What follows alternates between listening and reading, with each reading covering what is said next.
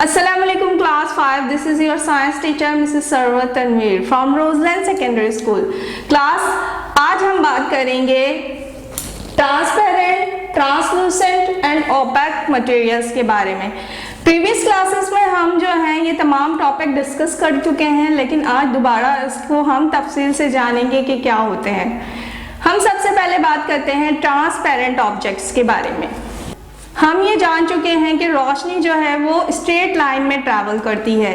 जब किसी भी मटेरियल पर वो जिस तरह उसको ट्रीट करती है तो हम उन ऑब्जेक्ट्स को लाइट के हिसाब से उनको डिवाइड करते हैं। तो चीज़ें जो लाइट के हिसाब से होती हैं वो तीन टाइप्स की होती हैं। Number 1 transparent, number 2 translucent and number 3 opaque. तो सबसे पहले हम बात कर रहे हैं ट्रांसपेरेंट के बारे में। जब रोशनी किसी भी ऐसे ऑब्जेक्ट पे से गुजरती है कि वो मुकम्मल तौर पर उसमें से गुजर जाए, यानी कि कंप्लीटली अगर रोशनी उसमें से हम गुजारें तो मुकम्मल तौर पर गुजर जाए, ऐसी चीज़ों को हम कहते हैं ट्रांसपेरेंट ऑब्जेक्ट। फॉर एग्जाम्पल, आप जब कार पे जा रहे होते हैं तो कार के आगे आपने देखा है कौन सा शीशा लगा हुआ होता है, वो बिल्कुल क्लियर होता है ताकि आप ये से सामने आने वाली गाड़ियों को देख सकें। तो वो कौन सा ग्लास होता है? वो ट्रांसपेरेंट होता है। इसी तरह जो स्पेक्टिकल्स होते हैं, जैसे कि ये स्पेक्टिकल्स है, इसमें जो ग्लास लगा हुआ है वो क्या है? वो भी एक ट्रांसपेरेंट है। तो लाइट मुकम्मल तौर पर इस ग्लास के जरिए से गुजर जाती है, तो इसे हम क्या कहेंगे? ट्रांसपेरेंट। इसके अलावा वाटर एक्वेरियम तो देखा हुआ है। एक्वेरियम में आपको डिफरेंट कलर की रंग बिरंगी फिशेस नजर आती हैं। आपको वो जो है क्यों नजर आती हैं? इसलिए कि उसके अंदर जो ग्लास मौजूद होता है जिससे वो एक्वेरियम बना हुआ होता है वो भी ट्रांसपेरेंट होता है, और उसके अंदर जो वाटर मौजूद होता है वो भी क्या है? वो भी एक ट्रांसपेरेंट ऑब्जेक्ट ही है। इसी तरह हमारे इर्द गिर्द हवा मौजूद है, एयर मौजूद है, तो एयर भी क्या है? एक ट्रांसपेरेंट ऑब्जेक्ट है। हमें क्या पता चला? ऐसे तमाम मटेरियल जिनके जरिए से रोशनी मुकम्मल तौर पर गुजर जाती है वो क्या कहलाती हैं? वो कहलाती हैं ट्रांसपेरेंट ऑब्जेक्ट। अच्छा क्लास, अब ये आप देखिए, ये यहाँ पर एक ग्लास मौजूद है। ये ग्लास क्या है? ये ग्लास भी एक ट्रांसपेरेंट ऑब्जेक्ट है। अब देखें, मैं इसमें कुछ स्टोन्स डालूंगी, कलरफुल स्टोन्स। ये देखें, अब इस ग्लास के जरिए से आपको स्टोन क्लियरली नजर आ रहे हैं ना? तो इसका मतलब क्या हुआ? इसका मतलब ये हुआ कि ये ग्लास ट्रांसपेरेंट है। इसी वजह से ये जो कलरफुल स्टोन्स हैं हमें क्लियरली नजर आ रहे हैं। अब ये देखें क्लास, मैं इस ग्लास में डाल रही हूं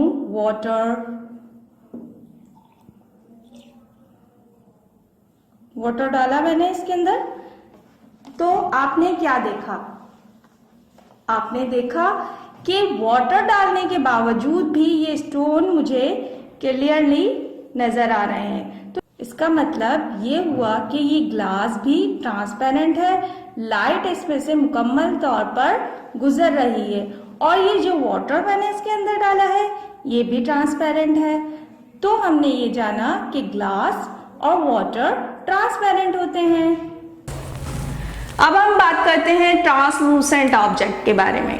ट्रांसलूसेंट ऑब्जेक्ट ऐसे ऑब्जेक्ट को कहते हैं जिसमें से रोशनी मुकम्मल तौर पर से नहीं गुजरती, बल्कि रोशनी का कुछ हिस्सा गुजरता है और कुछ हिस्सा नहीं गुजरता। ऐसी चीजें कहलाती हैं ट्रांसलूसेंट ऑब्जेक्ट। उसमें से हमें कोई भी ऑब्जेक्ट नजर तो आता है लेकिन वो हमें क्लियरली नजर नहीं आता। उसकी क्या वजह है? उसकी वजह ये है कि रोशनी जो है ऐसे मटेरियल से उसे मुकम्मल तौर पर गुजरने नहीं देती। उसकी एग्जाम्पल है जैसे frosted glass, wax paper, butter paper वगैरह।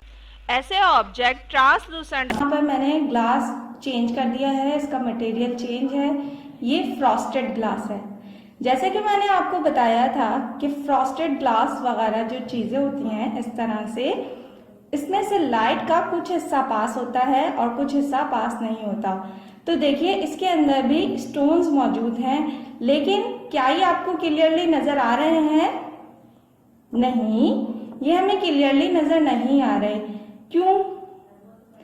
इसकी वजह ये है क्योंकि रोशनी का इसमें से कुछ हिस्सा गुजर रहा है और कुछ हिस्सा पास नहीं हो रहा। तो इससे हमें क्या पता चला? हमें इससे ये पता चला ऐसी चीजें जिसमें से लाइट जो है मुकम्मल तौर पर नहीं गुजरती वो कहलाती हैं ट्रांसलूसेंट। अब हम बात करते हैं ओपेक मटेरियल की। ओपेक मटेरियल ऐसे मटेरियल होते हैं जो अपने अंदर से लाइट को बिल्कुल भी गुजरने नहीं देती। किसी भी अगर हमारे आगे कोई ओपेक मटेरियल होगा तो हम उसके आर पार नहीं देख सकते। फॉर एग्जाम्पल मैं अभी आपको नजर आ रही हूँ, मैं ये बुक अपने सामने रख लेती हूँ। तो ये बुक क्या है? ये बुक एक ओपेक मटेरियल है। अब आपको मैं नजर आ रही हूँ नहीं। इसकी क्या वजह है? इसकी वजह ये है कि दरमियान में एक ओपेक ऑब्जेक्ट आ गया था जिसकी वजह से मैं आपको नजर नहीं आ रही थी। इसकी बहुत सारी एग्जांपल्स हैं हमारे इर्द गिर्द, जैसे कि वॉल है, यहाँ पर आपको ब्लैक बोर्ड नजर आ रहा है और आपके इर्द गिर्द बहुत सारी ओपेक ऑब्जेक्ट मौजूद हैं, जैसे कि टेबल है, चेयर है। ये तमाम चीज़ें किसके एग्जाम्पल्स हैं? ये तमाम चीज़ें ओपेक मटेरियल की एग्जाम्पल्स हैं और रोशनी जो है इसमें से बिल्कुल भी नहीं गुजरती। तो ऐसी तमाम चीज़ें ओपेक ऑब्जेक्ट्स कहलाती हैं। हमारा जो नेक्स्ट टॉपिक है वो है शैडो। जैसा कि अभी हमने डिफरेंट मटेरियल्स के बारे में पढ़ा, ट्रांसपेरेंट, ट्रांसलूसेंट और ओपेक मटेरियल के बारे में, हम ये भी जानते हैं कि लाइट जो है वो हमेशा स्ट्रेट ट्रैवल करती है। लाइट के रास्ते में अगर कोई ओपेक ऑब्जेक्ट आ जाता है तो आपको एक डार्क कलर का पैच नजर आएगा। ये डार्क कलर का पैच एक्चुअली होता क्या है? ये डार्क कलर का पैच कहलाता है शैडो। अच्छा, ये जो शैडो बनता है उसके लिए कुछ चीज़ें रिक्वायर्ड होती हैं। सबसे पहले सोर्स ऑफ लाइट ज़रूरी होती है।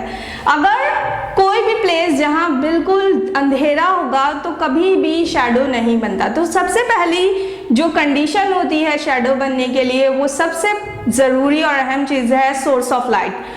दूसरी जो कंडीशन है शैडो बनने के लिए वो चाहिए होती है कोई भी ओपेक ऑब्जेक्ट। और तीसरी जो चीज़ रिक्वायर्ड होती है वो होती है स्क्रीन। वो स्क्रीन जो कि किसी भी ऑब्जेक्ट के अपोजिट साइड पर होती है। तो लाइट जब जो सोर्स ऑफ लाइट जो है वो किसी ओपेक ऑब्जेक्ट से टकराती है तो वो शैडो बनते हैं। तो चलें क्लास अब देखते हैं, मैं आपको शैडो बनाना सिखाती हूँ किस तरह से शैडो जो है बनते हैं। अब देखें ये जो लाइट है ये डायरेक्टली पड़ रही है बोर्ड पर। मेरा हाथ है, ये हाथ मेरा क्या है? एक ओपेक ऑब्जेक्ट है। अब मैंने ये जो मेरा हाथ है इसको लाइट के दरमियान लेकर आ गई तो क्या हुआ? आपको शैडो बना हुआ नजर आया?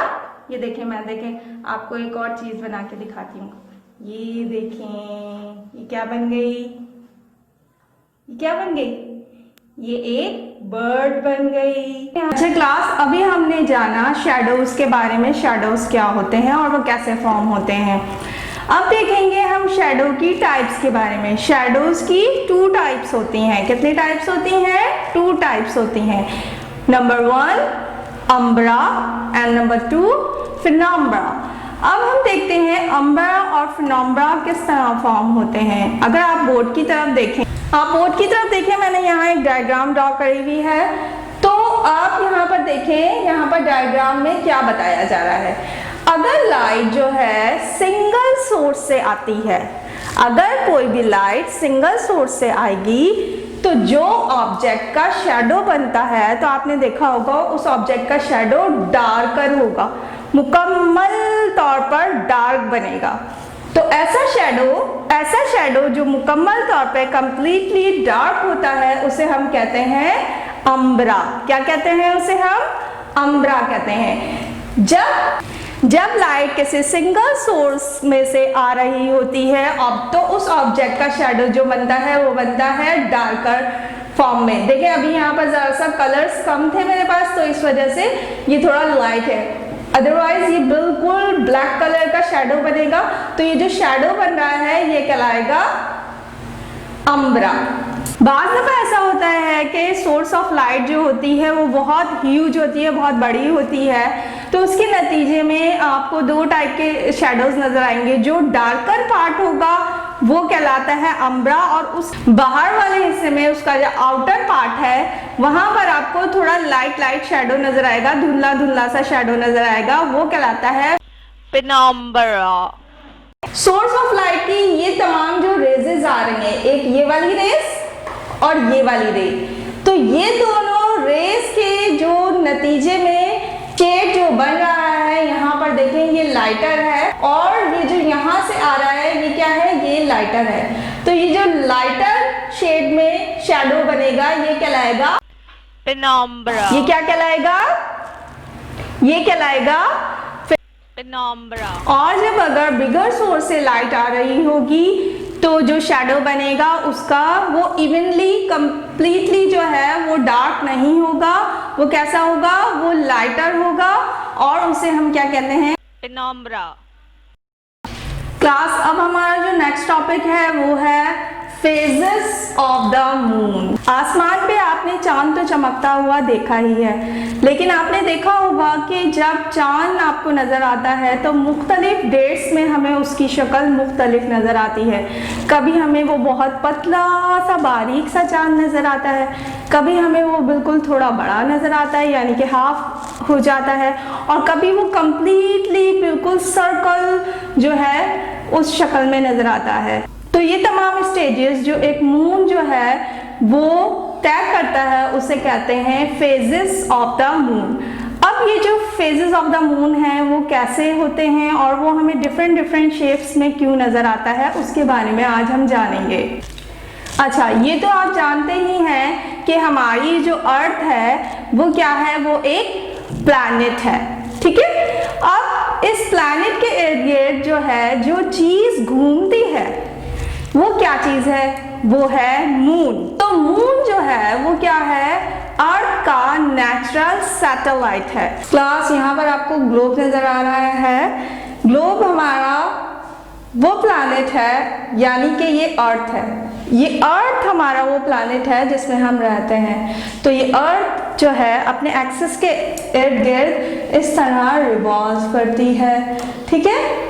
इसी तरह वो चीज जो इसके इर्द गिर्द रिवॉल्व करती है या घूमती है वो क्या चीज है, वो है फॉर एग्जाम्पल ये मून है। क्या है, ये मून है। तो ये मून जो है ये अर्थ के इर्द गिर्द घूमता है, ये अर्थ के इर्द गिर्द इस तरह से घूमता है, इस तरह से ये रिवॉल्व करता है।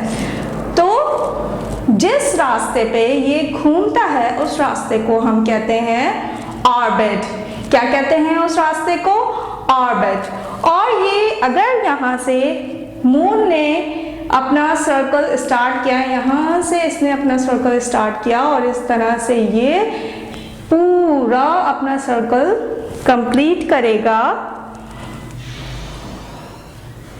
तो यहाँ आके इसने अपना सर्कल जो है मुकम्मल कंप्लीट किया। ये सर्कल कंप्लीट करेगा, ये सर्कल अपना कंप्लीट करेगा 27.3 डेज में अपना सर्कल कंप्लीट करता है। और तो इस पूरे टाइम को कहते हैं हम लूनर मंथ, यानी कि चांद अपना पूरा जो रास्ता है, जिस ड्यूरेशन में ये अपना सर्कल कंप्लीट करता है, हम उसे कहते हैं लूनर मंथ। अच्छा क्लास, मैं अब बात कर रही थी फेजेस ऑफ मून के बारे में, यानी कि जो मून है वो जिस रास्ते पे अपने ऑर्बिट पे इस तरह से घूम रहा होता है, तो ये ऑर्बिट में घूमने की वजह से हमें चांद जो है मुख्तलिफ शेप में नज़र आता है, और ये जो है हमें मुख्तलिफ तरह से मुख्तलिफ शेप में नज़र आता है। जिस तरह से ये घूम रहा है, अभी इसकी पोजीशन हमें चेंज होती हुई नज़र आएगी। अर्थ पे हम मौजूद हैं, कभी वो न्यू मून नज़र आएगा, कभी हाफ मून नज़र आएगा। तो अब देखेंगे ब्लैक बोर्ड पर वो किस तरह से अपनी जो है फेजेस को कंप्लीट करता है। ओके क्लास, अभी हमने जैसे देखा कि अर्थ के इर्द गिर्द मून जो है वो किस तरह रिवॉल्व करता है, तो जिस तरह वो रिवॉल्व करता है वो कहलाते हैं फेजेस ऑफ द मून। अब वो कौन कौन से हैं आपको बोर्ड पर नज़र आ रहे होंगे। सबसे पहला जो फेज है हमें नज़र आता है न्यू मून, उसके बाद नंबर 2 पर वैक्सिंग क्रीसेंट, नंबर 3 पर आपको दिखेगा फर्स्ट क्वार्टर, नंबर 4 पर वैक्सिंग गिबस, नंबर 5 पर वैक्सिंग क्रिसेंट, नंबर 6 पर लास्ट क्वार्टर, नंबर 7 पर वैक्सिंग गिबस एंड सबसे लास्ट में जो हमें नजर आता है वो होता है फुल मून, यानी कि कंप्लीटली नजर आ जाता है। तो ये हमारे थे फेजेस ऑफ द मून। तो क्लास हमारा नेक्स्ट टॉपिक है वो है एक्लिप्सेस। एक्लिप्सेस क्या होता है? हम जिस प्लैनेट में रहते हैं डेफिनेटली आप सबको पता है उसे क्या कहते हैं, उसे कहते हैं अर्थ। और अर्थ के इर्द गिर्द जो चीज़ घूमती है वो क्या चीज़ है? वो मून है। इट्स मीन कि मून अर्थ का क्या है? नेचुरल सैटेलाइट है। और हमारी जो अर्थ है इसमें जो है सोर्स ऑफ लाइट क्या है? वो है सन। तो हमारी जो अर्थ है वो सन के इर्द गिर्द जो है वो रिवॉल्व करती है। मून के साथ ये जो अर्थ है वो सन के इर्द गिर्द जो है वो घूमती है, अपना चक्कर कंप्लीट करती है। इस रेवोल्यूशन के दौरान कभी ऐसा होता है कि मून, अर्थ और सन ये तीनों चीजें एक स्ट्रेट लाइन में आ जाती हैं। इस कंडीशन को हम एक्लिप्स कहते हैं। क्या कहते हैं हम? एक्लिप्स कहते हैं। अब हम जानेंगे कि एक्लिप्स कितनी टाइप्स के होते हैं। एक्लिप्स 2 टाइप्स के होते हैं। Number 1 solar eclipse and number 2 lunar eclipse. Eclipse कितने टाइप्स के होते हैं? Solar eclipse and lunar eclipse. तो अब हम बात करते हैं सोलर एक्लिप्स की। क्लास अब हम जानेंगे सोलर एक्लिप्स के बारे में। कभी कभी न्यू मून के स्पेशल डे पर अर्थ, सन और मून एक ही लाइन में आ जाते हैं। इस कंडीशन में मून का शैडो अर्थ पर पड़ता है, इसे हम सोलर एक्लिप्स कहते हैं। जब आप देखें यहाँ पर आपको मैंने डायग्राम बनाकर दिखाई है, तो चलें बोर्ड की तरफ चलते हैं। अच्छा, इस डायग्राम में देखें सन का जो है जब इसके बीच में बिल्कुल एग्जैक्ट इसके बीच में मून आ गया तो क्या हुआ? तो मून का जो शैडो है वो अर्थ पर पड़ा। तो इस कंडीशन में जो एक्लिप्स अकर होगा या जो एक्लिप्स होगा वो कहलाएगा सोलर एक्लिप्स। यहाँ पर देखें, यहाँ मून का जो है कंप्लीट शैडो यहाँ पर बन रहा है, आपको नजर आ रहा है। यहाँ पर कंप्लीट शैडो जो है मून का बन रहा है। तो ये कहाँ पड़ेगा? ये अर्थ पर पड़ेगा।